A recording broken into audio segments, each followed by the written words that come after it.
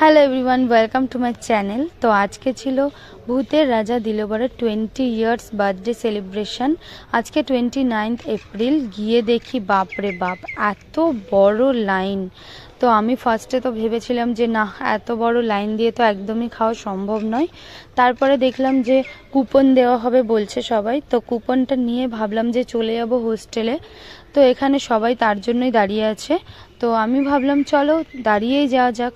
তো এখানে অনেকক্ষণ দাঁড়িয়ে থাকার পরেও দেখছি কুপন দেওয়া হচ্ছে না।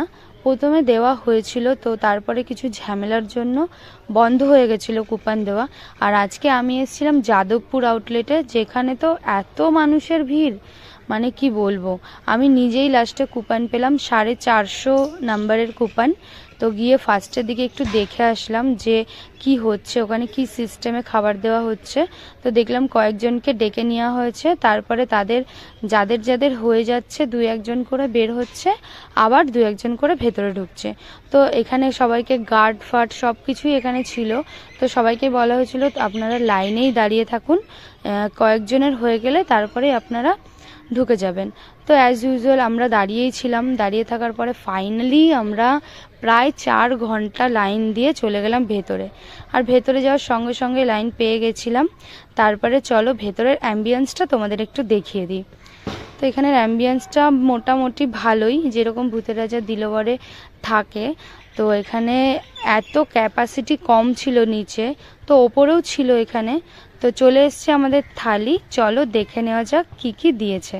তো এখানে দেখলাম প্রথমে 5 রকম ভাজা, তার সাথে ছিল পনির ব্যাটার ফ্রাই, চিকেন পাকোড়া, এঁচোড়, আলু দিয়ে একটা তরকারি, আলুর দম, পটল আলুর তরকারি, পাঁপড় ভাজা।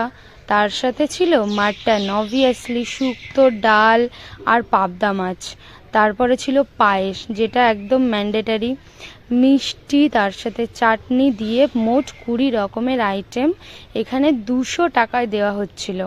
তো চলো পাবদা মাছের সাইজটা দেখে নিই। আমি তো প্রথমে ভাবছিলাম যে না, হয়তো এক্স্যাক্ট খাবার হয়তো দেওয়া হবে না, কিন্তু না, গিয়ে দেখি সত্যি অথেন্টিক একদম 200 টাকায় মাটন থালি দেওয়া হয়েছিল। আর খাবার দারুণ টেস্টি ছিল। তারপরে আমাদের খাওয়া দাওয়া শেষ হয়ে যাওয়ার পরে আমরা বাইরে বেরিয়ে দেখি যেরকম লাইন সেরকমই ছিল, মানে লাইন হয়েই যাচ্ছিল।